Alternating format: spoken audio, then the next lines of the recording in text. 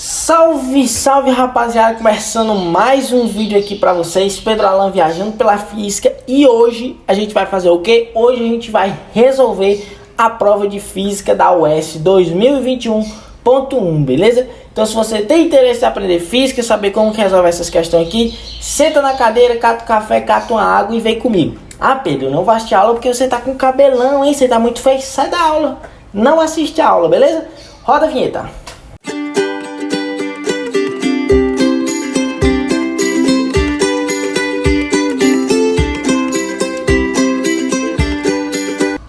Pronto, rapaziada.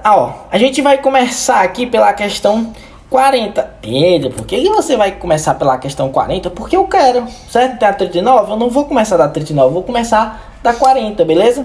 Depois eu explico pra vocês, tô brincando. Então vamos lá.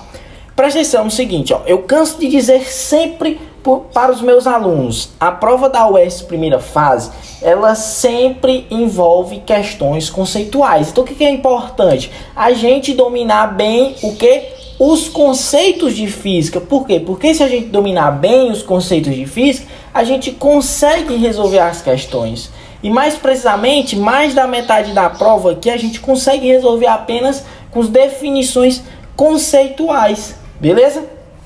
Então é muito importante, né? Eu sempre falo para os meus alunos, a prova da UES primeira fase é muito conceitual. Beleza? Então vamos lá. Questãozinha 40 aqui,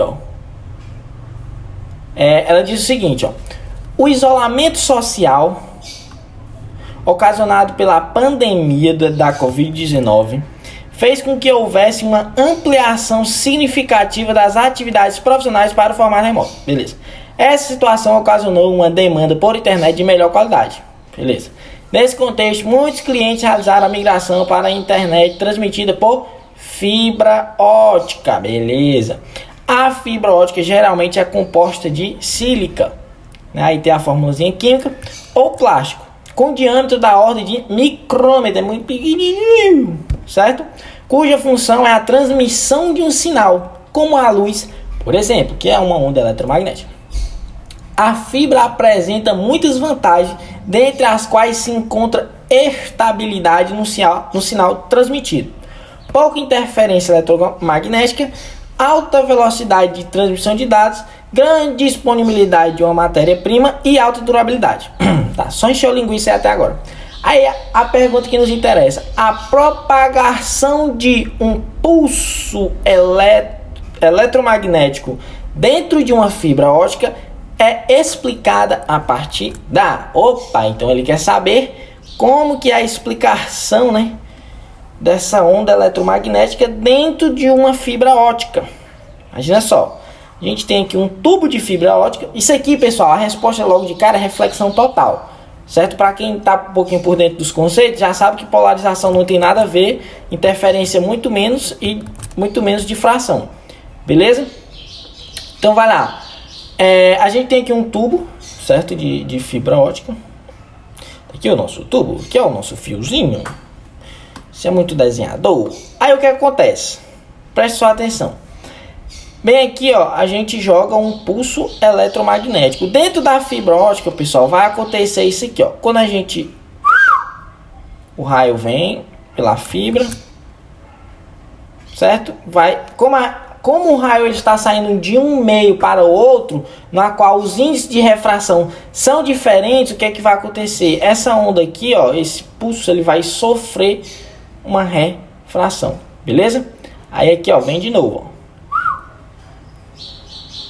Tá vendo, Vai acontecer isso aqui, Aí vai aumentando o ângulo, certo? Até que chega um ponto, em que esse pulso eletromagnético, ele vai se propagar aí, paralelo à superfície da fibra ótica, certo? Esse ângulo aqui, é um ângulo que a gente chama de ângulo crítico.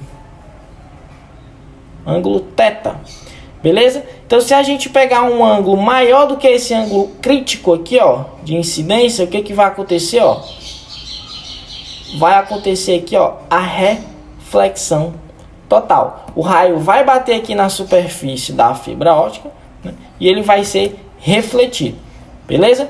Então, por que ele é refletido? Por causa desse ângulo aqui, ó. A gente chama isso aqui de ângulo crítico, né? A gente observa aqui, ó, que à medida que a gente vai chegando próximo desse ângulo, né, o raio ele vai, ó, ele vai até chegar a um ponto em que ele vai se propagar aqui, ó, paralelo à superfície da fibra ótica. Então, se a gente pegar ângulos maiores do que esse ângulo crítico, a gente vai ter isso aqui que acontece, ó, que a gente chama de reflexão total.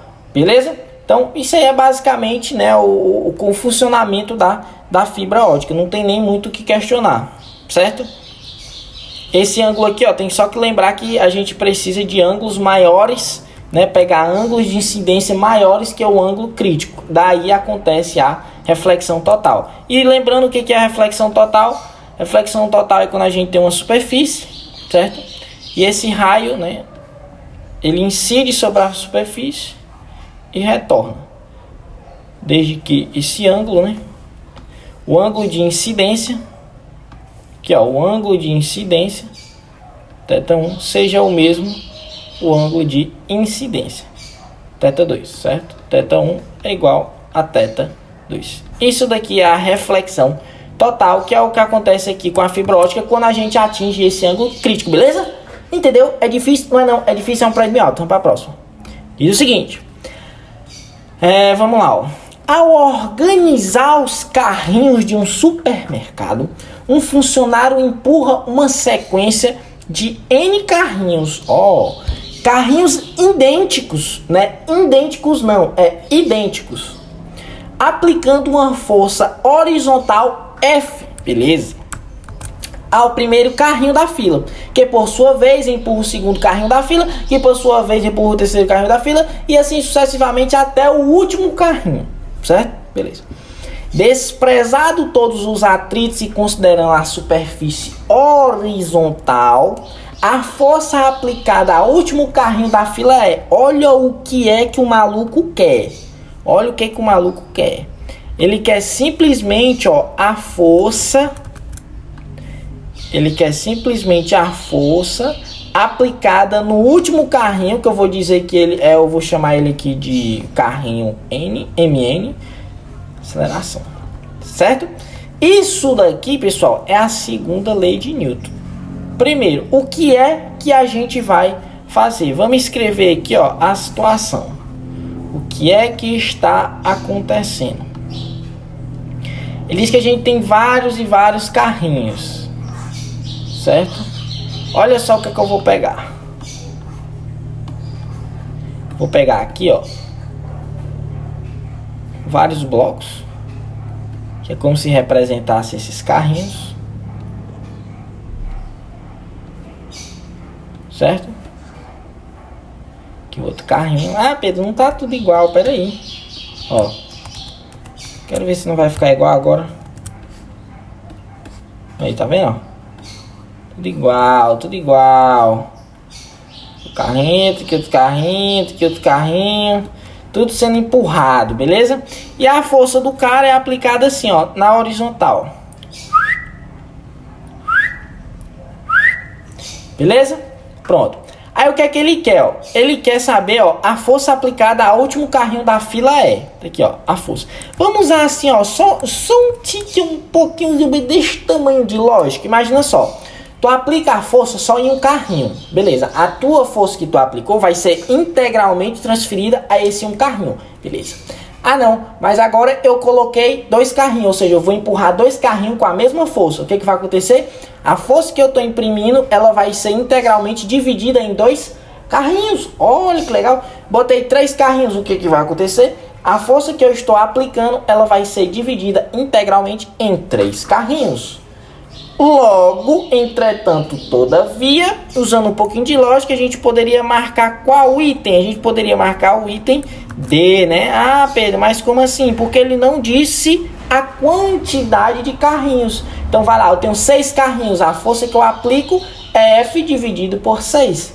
Tenho 10, F dividido por 10. Mas como ele disse que é um N carrinho, ou seja, não sabemos quantos carrinhos tem, então é F dividido por N. Então, já de antemão, poderíamos marcar esse item, beleza? Mas, por vias de regra, vamos fazer aqui as continhas, certo? A força aplicada no carrinho é igual à massa dele, né? Ele falou que as massas são idênticas, vezes a aceleração. Então, o que a gente precisa saber? Como essa força está empurrando todos os carrinhos, a aceleração do sistema é a mesma, certo? Aí, vamos lá, ó. A força vai ser igual ao quê? A força zona que está empurrando todos os carrinhos, certo? Ó, e essa força branquinha aqui, ó, é a força que está atuando apenas no carrinho, no último carrinho, que a gente já sabe qual é, F sobre M. Mas vamos fazer as continhas aqui, ó. Vamos lá, F é igual a quem? Essa força aqui, ó, F é igual a quem? É igual a massa vezes a aceleração. Beleza.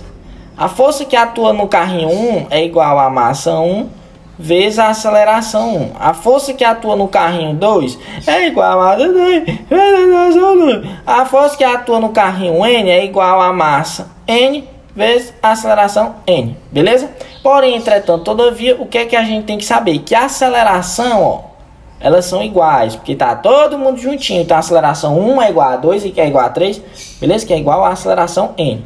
O que a gente vai fazer? Se a gente somar aqui, ó, F1 mais F2 mais F3, F3 assim, ó, mais reticências, né? Eu vou botar aqui, ó, Fn. É igual a quem? A M1 mais M2 mais reticências Mn. Isso aqui tudo multiplicado por quem? Pela aceleração do sistema. É, Pedro? É. Como eu estou somando um monte de força aqui, ó, o somatório de todas essas forças vai dar igual a quem? Vai dar igual a força que o cara aplicou. Isso aqui vai ser igual a quem? Todos não tem a mesma massa, certo? Todos os carrinhos não tem a mesma massa, não tem? Então, o que é que vai acontecer aqui, ó? A gente pode dizer, ó, N multiplicado pela massa é igual à aceleração do sistema. O que é esse N? É o número de carrinhos. Por exemplo, eu tenho 10 carrinhos multiplicado pelo número N. Ou seja, N que é 10 vezes a massa. Ou seja, eu tenho a massa total do sistema. Beleza? Então, a aceleração do sistema vai ser igual a quem? Ó? A F dividido por N. Eu estou só passando aqui, ó. N vezes M. Não entendi. Eu só passei dividindo. Só isso. É difícil? Não é difícil. Deu para entender o que é essa noção aqui, ó? Peguei F1 mais F2 mais Fn, que é a força distribuída por todos os carrinhos. Somando essas forças dá um Fzão, ó. Fzão vermelho. Certo? Que é esse mesmo Fzinho aqui, ó. Certo? Aí o que é que vai acontecer? Somei, né, todas as forças, aí beleza. Aí vai ser assim, ó. N vezes M, né, que é o número de massas, né? Por exemplo, eu tenho 10 carrinhos multiplicado pela quantidade pela massa que representa, né? Porque todas as massas são iguais. Então é a massa 1, massa 2 e por aí vai. Aí eu só peguei assim, ó, a aceleração do sistema é igual a F dividido por N vezes M, passei dividindo, tá? Aí eu vou pegar aqui, ó, a aceleração do sistema, a gente vai substituir aqui, ó, certo? Vou até colocar de branco. Vai lá. Força aplicada no último carrinho vai ser igual a massa N, que é a massa do último carrinho, vezes a aceleração. Quem é a aceleração? É o Fzão dividido por Newton vezes M. Ó, só corrigindo um erro que eu acabei de falar aqui, ó. Esse F aqui, ó, ele não é o mesmo desse F, tá? Esse F aqui, ó, é a força que ele aplicou aqui, ó. Vou colocar até em vermelho aqui, ó. É a força que ele aplicou aqui, certo? E esse F branco é a força aplicada aqui, ó, no último carrinho. Beleza? Eu falei que esse F é igual a esse. Isso é mentira, tá? Esse F que a gente encontrou é a força aplicada lá no início. Esse Fzinho aqui é a força lá no último carrinho, tá? Então pronto. Feito isso, a gente tem o seguinte, que a força aplicada no último carrinho é igual a massa do último carrinho vezes F dividido por N vezes M, né? Logo esse M aqui, ó, como todos têm a mesma massa, né? A gente pode, pá, pô, cortou, pá, pô, aí tira, não, F é igual a força aplicada no último carrinho, posso chamar ela de linha, né?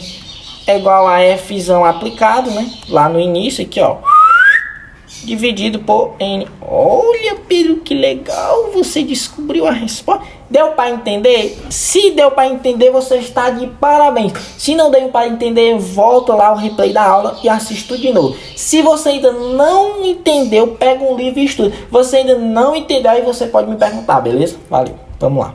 Próxima questão diz o seguinte. Até aí o item D, né? Foi. Ó, a febre caracteriza-se por um aumento da temperatura corporal, podendo ser uma sinalização da presença de agentes infecciosos no organismo. Para o ser humano, uma temperatura acima de 37,8 graus Celsius pode ser considerada um quadro febril. Devido à indisponibilidade de um termômetro gradual na escala Celsius, aferiu-se a temperatura de uma pessoa, verificando-se o valor de 102,2 graus Fahrenheit. Aqui, ó. A partir dessa informação, é correto afirmar que a temperatura corporal dessa pessoa é em graus Celsius, ou seja, o que o cara fez? Ele em casa não tinha um termômetro para medir em graus Celsius. Aí ele só tinha em Fahrenheit. Aí ele mediu lá, aí deu 102,2 graus Fahrenheit, certo?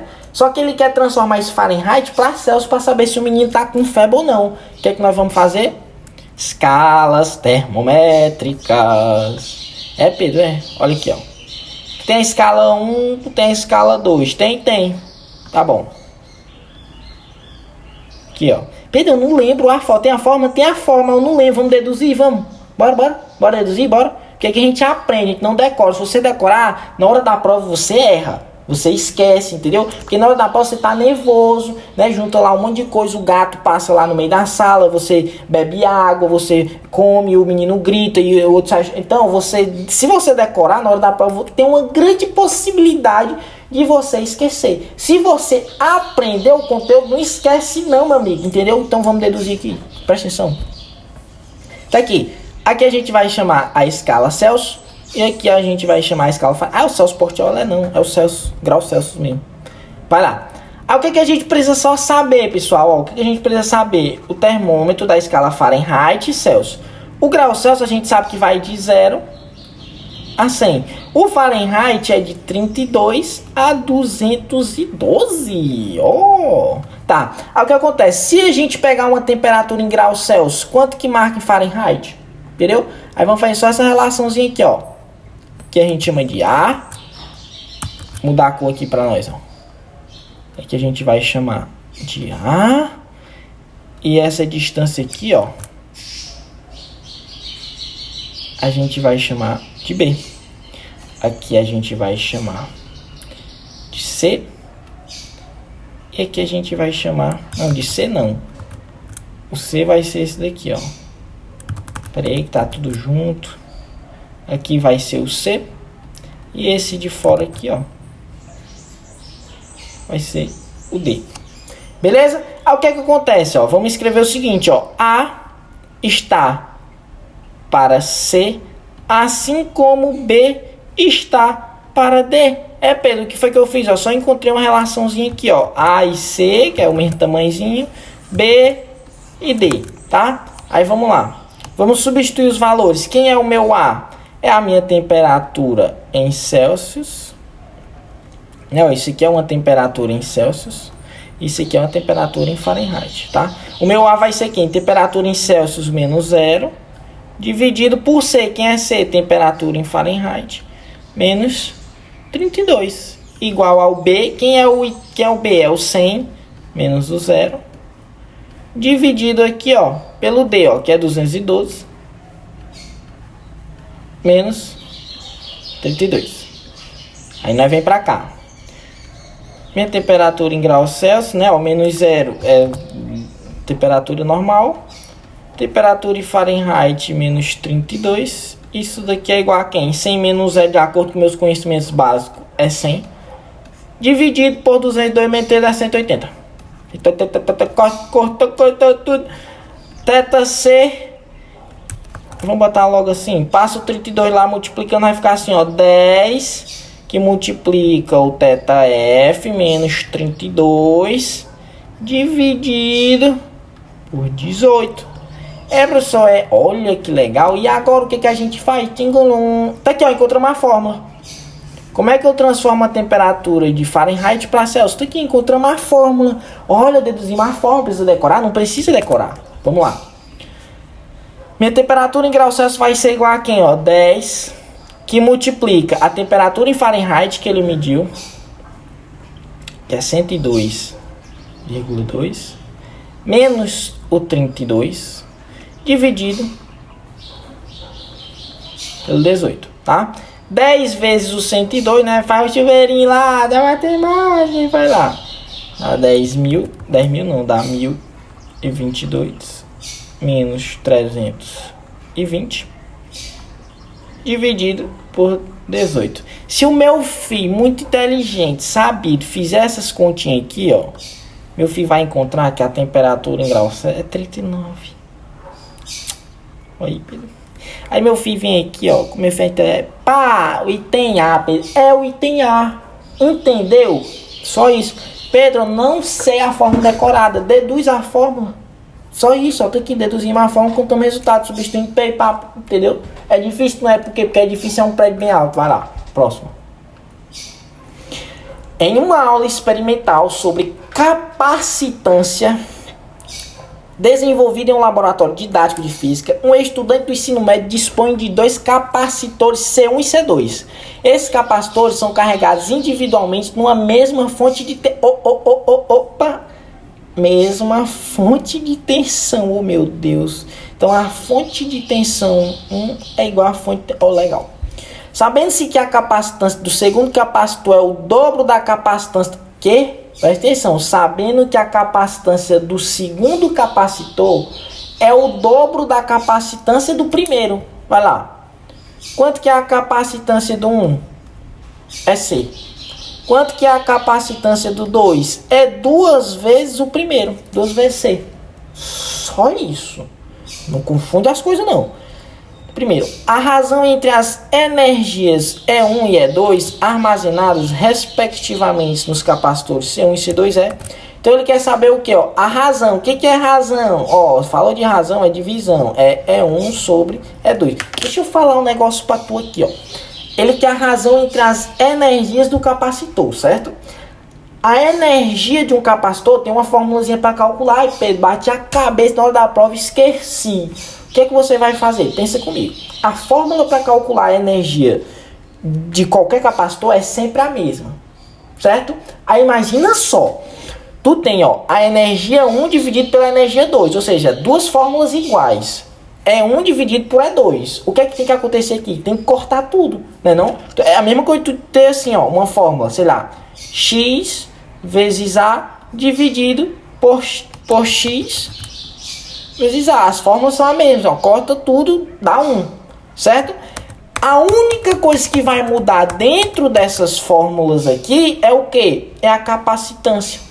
Porque dentro dessa, a energia depende da capacitância, certo?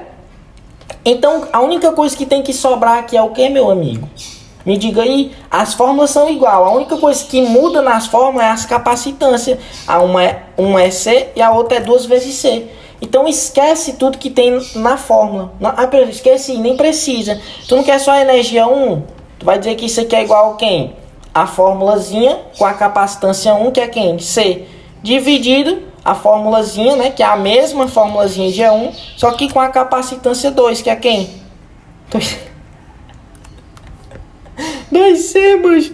Aí tu vai assim, ó, C corta com C, isso aqui é igual a quê? A1 sobre 2. Olha a arrumação, olha. Pedro, não gostei dessa forma que você resolveu, tá vendo? É só os conceitos. Se a gente dominar os conceitos, não resolve, não precisa nem de muita conta. Mas eu vou, por via de regra, vamos lá fazer as continhas. Energia de um capacitor é igual ao que? A capacitância vezes o potencial ao quadrado dividido por 2. Aí tu pega e vai lá, tá aqui a fórmula. Aí tu pega e faz, ó, E1 sobre E2, tá bom? Quem é a energia do capacitor 1? É a capacitância 1 vezes o potencial 1 dividido por 2. Dividido pela energia do 2, que é 2 vezes a capacitância vezes a mesma diferença de potencial, dividido por 2. Aí, como meu filho é inteligente, sabido, olha, divisão de fração, repete a primeira, eu multiplico pelo inverso da segunda. Aí, meu filho, ó, pá. Aí, meu filho, ó, pô. Aí, aqui, ó, pá. Aqui, ó, pô. Entendeu? Aí vai acontecer o que aqui, ó? Olha o que vai acontecer, meu amigo. Isso daqui sobrou só o que? Sobrou C dividido por 2 vezes C, né? Repete a primeira, que é C sobre 1, né? E multiplica pelo inverso da segunda, certo? Que é 1 sobre 2C. Pá, pou, pou, pou, pou, pá, tchum. É difícil? Não diga isso pra mim, não. Não diga isso pra mim, não. Tem nada. Se for difícil, a gente aprende. Quando aprende, fica fácil, entendeu? Mas por que a gente conseguiu resolver de duas formas? Porque a gente sabe os conceitos. Porque a gente define bem os conceitos. Quando a gente consegue definir bem, a gente não precisa estar fazendo milhares e milhões e zilhões de conta, não. Entendeu? Decorar a fórmula, não existe isso, decorar a fórmula. Decorar a fórmula, você esquece na hora da prova. Tem que aprender, estudar os conteúdos lá na sequência. Entendeu? Dominar bem a teoria para depois começar. Tu entendeu, miserável? É isso aí mesmo. Vai lá para a próxima. Acabou? Cadê? Tá aqui, 44. Diz o seguinte: com o intuito de reduzir os riscos de colisões no trânsito, faz necessário que os veículos mantenham uma distância de segurança, caso haja necessidade de frenagem. Beleza. Essa distância precisa ser, no mínimo, correspondente ao deslocamento do veículo durante o tempo de reação do motorista e o de frenagem. Beleza. Desprezando a resistência do ar, é correto afirmar que a distância em metros necessária para um automóvel que está a 54 km por hora ir ao repouso, uma vez que o tempo de reação do motorista foi de 0,6 segundos e o sistema de freagem do veículo consegue imprimir uma desaceleração de 0,75 metros por segundo ao quadrado, é igual a... Presta atenção no que ele está pedindo. O cara falou um monte de coisa para embolar a cabeça de você. Presta atenção. O cara tá dirigindo o carro. Tá dirigindo aqui, ó. Tá aqui a pista. Isso aqui é a pista? É a pista. Aí tá aqui o cara aqui, ó. O cara aqui, irmão, ó. Voado. Tamanho de um bombom. Aí o cara tá aqui, ó. Barrou na parede. E vem um cara aqui atrás. O maluco doido. Voado também, ó. Né? Tá lá. Aí presta atenção. Esse cara aqui, ele tem que manter uma distância em relação ao outro carro. Pra quê? Pra dar tempo ele frear. Certo? E esse tempo tem que ser em relação ao quê? Ao tempo de reação do piloto. Porque, por exemplo, ó, o carro lá bateu. Bah! Ou seja, eu tenho um tempo de reação para pisar no freio. Entendeu? Então, eu tenho que considerar esse tempo de reação, né? Tem que ser um espaço que considere isso. O meu tempo de reação quando eu piso no freio e o carro para. Entendeu? Porque, ó, só o fato de eu esperar um tempo para mim ter a reação, meu carro já andou um pouquinho. Aí eu pego e piso no freio. Quando eu piso no freio aqui, meu carro começa a frear. Certo? Para não acontecer o quê? Um albarroamento. Entendeu? Aí vai lá. Ele quer saber justamente, ó, essa distância que o carro tem que estar para não acontecer essa tragédia. Aí o que nós vamos fazer? Pensa só comigo, ó. Pensa só comigo, ó. Ele deu para nós aqui, pessoal, lindo, bonito, maravilhoso, a velocidade. Cara, a velocidade é 54 km por hora, tá? Professor, mas isso aqui tem que transformar para metro por segundo. Tem, porque não vamos trabalhar com isso aqui não. Para quem é meu aluno bonito, sabe, a gente divide essa parada aqui, ó, por 3,6. Quando meu filho divide 54 por 3,6, isso aqui dá igual a 15 metros por segundo. É, professor? É? Como é que o senhor sabe? Porque eu tenho uma calculadora ambulante na cabeça. Não é porque eu fiz a conta antes mesmo. Presta atenção. Isso é pra vocês verem que ninguém é calculadora ambulante. É só fazer a continha, faz a continha aí. Vai lá. Aí o tempo do elemento, ó, tempo de reação dele, ó, foi o que, ó? 0,6 segundo. E o sistema de frenagem do veículo consegue imprimir uma Opa, ele deu a aceleração. A diferença aqui é que a aceleração é negativa. Só isso, só um sinalzinho de menos. Pronto. Aí o que nós precisamos saber? Ele quer saber, ó, esse espaço aqui, ó. Qual é esse espaço para não acontecer um abarroamento? Vamos lá. Presta sua atenção. Primeiro de tudo, pessoal, ó. Primeiro de tudo, ó. O carrozinho tava lá com a velocidade de 15 metros por segundo.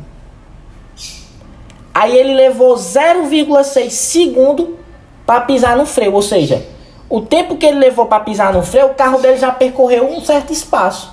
Tu concorda comigo? Que bateu. Aí a informação jogou pro cérebro, do cérebro voltou pro pé, pá, pisou no freio. Ou seja, nesse intervalo de 0,6 segundos, ele já andou um espaço. Quanto foi? O espaço é igual à velocidade vezes o tempo, tá? O espaço que ele percorreu só nesse tempo de reação foi a velocidade de 15 vezes o tempo de reação. Que é, 0,6. Se meu fizinho bonitinho pegar 15 vezes 0,6, isso aqui dá 9 metros. Beleza? Fechou. Então, ó, só do tempo de reação o carro já andou 9 metros. Isso aqui é o que a gente já tem que considerar, tá? Aí ele pisou no freio e o carro começou a frear. Entendeu? Frear. Aí o que vai acontecer? Meu filho querido, eu vou lhe apresentar agora a famosa equação de Torricelli. Por que é Torricelli? Por que o senhor vai usar Torricelli? Que ele diz o seguinte: velocidade final ao quadrado é igual a inicial ao quadrado, mas não, né? Ó, como a aceleração é negativa, fica 2 vezes a aceleração vezes o delta x. A aceleração final é 0. Por quê? Porque o carro não vai barruar, ele não vai parar. Vamos fingir que ele não barrou, ele freou. A velocidade final é 0. O que a gente quer encontrar? A gente quer encontrar o delta x. Por que o senhor pegou o Torricelli? Porque é a equação que facilita essa nossa resolução. Por quê? Porque é uma equação que não precisa de tempo. E nela a gente já tem todas as informações que a questão deu. Aí vamos lá. Como a gente quer o delta x, o que a gente vai fazer? De acordo com nossos conhecimentos básicos, nós vamos isolar o delta x, tá? Aí o V0 passa para cá. Professor, mas não é menos? Mas está elevado ao quadrado. Vai dar na mesma coisa. Dividido por 2 vezes a aceleração. Isso aqui vai ser igual ao delta x. É o espaço que ele vai percorrer no momento que ele pisar o freio. Pisou o freio, ele ainda vai percorrer um espaço. Beleza. Isso aqui vai ser igual a quem? Quem é a velocidade inicial? 15 quadrado dividido por 2 vezes a aceleração, que é 0, se meu filho bonitinho fizer isso aqui, ó, você vai ver que o delta x vai dar 150 metros. Opa, é 150 metros no momento que ele pisou no freio e freou. Mas aqui, ó, ele já tinha andado 9 metros. Então o que é que a gente faz?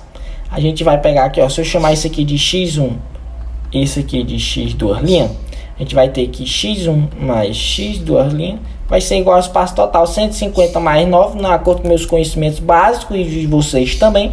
Isso daqui dá 159 metros. Professor, entendi não, volta à aula, estudo, pega um livro. Quando não der mais nenhum jeito, aí você me pergunta. Beleza? Tá aqui, ó. Tá aqui. 159 metros. Tá aqui, 159 metros aqui. Resposta. É difícil? Não é difícil. Próximo. A ventilação mecânica é um procedimento utilizado em pacientes que apresentam quadros de insuficiência respiratória. Nesse tipo de intervenção é utilizado um instrumento denominado respirador mecânico. Beleza. Para proporcionar ao paciente um aumento da sua capacidade. Tá só enchendo linguiça.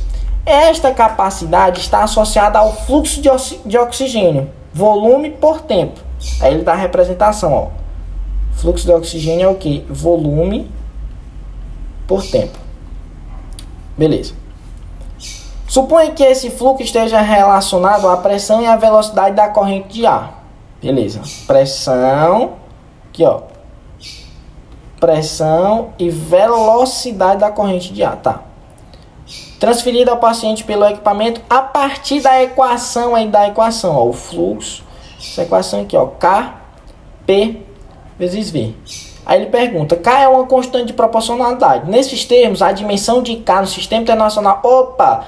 Questãozinha de análise dimensional. O que nós vamos fazer? Ele não quer saber a unidade de medida de K? Isola o K. K, F, P vezes V. Opa, professor, vamos lá fazer a análise dimensional aqui do K. Análise dimensional do K vai ser o quê? Primeiro vamos fazer do φ. Para quem já assistiu uma aula minha de análise dimensional vai entender isso aqui, ó. O φ é o quê? O φ, ó, é o volume por tempo. O volume é a unidade de medida de quê? É metro, né? Então a gente bota assim, ó, L. L ao cubo, porque volume é 3 dimensões. L vezes L vezes L. Dividido por tempo. O tempo é o quê? É segundo, né? Então a unidade de medida aqui, ó, de acordo com a análise dimensional, é T a menos 1. Por que menos 1? Ele não estava aqui embaixo? T. Aí quando eu subo ele aqui, ó, que a gente tem que botar tudo na mesma linha, fica T a menos 1. Só isso. Beleza? Pronto. Isso daqui é o φ. Aí vamos lá fazer agora o do P. P é o que, né? A pressão. Pressão é igual ao que? É força sobre área. Tem que lembrar disso? Claro que tem. Pressão é força sobre área. Qual é a análise dimensional da força? Para quem já assistiu uma aula minha, já vai saber responder isso daqui. Que é o que, ó? Força, né? Massa vezes aceleração, ou seja, é M, que representa massa. E a aceleração é o que? É metros por segundo ao quadrado, ou seja, L por segundo ao quadrado. O segundo não está embaixo, ele passa para cima o que, ó? T a menos 2. Beleza? Só que isso aqui tudo dividido pela área, né, ó? Ele fala aqui, ó, não é pressão sobre área? Não, pressão não é força sobre área? Então é força, é isso daqui, e a área é comprimento, ó, L quadrado. É lado vezes lado. Né? Só que como é sobre área, isso aqui fica elevado a menos 2. Aí vamos só ajeitar isso aqui, ó. M, o L vezes L repete a base, somos expoente, né? 1 mais menos 2, isso aqui dá menos 1, né? Vezes o T a menos 2. Tá. Aí agora a gente vai fazer de quem? Agora a gente vai fazer aqui, ó, do V.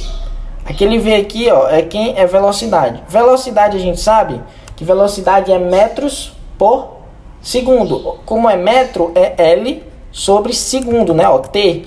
Só que o T tá embaixo, passa para cima o que, ó, vezes T a menos 1. Olha que legal. Pronto, aí a gente tem a análise dimensional aqui, ó, de todas as letrinhas. O que a gente faz? Junta tudo, bota tudo na mesma cambada. Substitui tudo aqui, ó. Beleza? Só substituir tudo ali. O que é que a gente vai fazer? Pega aqui a canetinha, aí vamos lá. K é igual a φ. Quem é o φ? L a terceira vezes T a menos 1.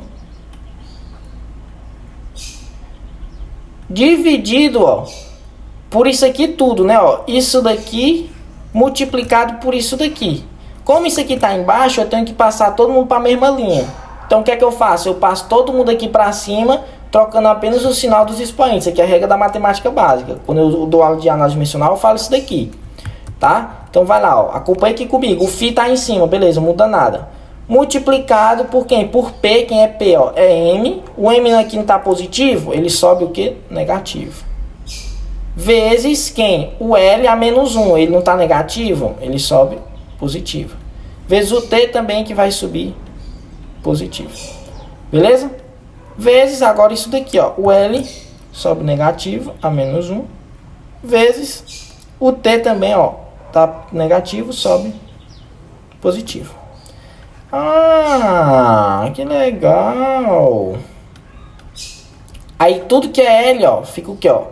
Repete a base, somos expoente. L menos, L mais 1 menos 1. L, aí vai lá o T. T é menos 1. Cadê o outro T aqui, ó? 2, né? O mais 2. Mais 1. E o M? O M tá sozinho, é menos 1. Aí o que, que a gente faz? Logo, o K vai ser igual a quem? L, né? Ó, 3 mais 1 dá 4, menos 1 dá 3. Ou seja, L elevado a 3, que multiplica T, menos 1 mais 2 dá 1, e 1 mais 1 dá 2.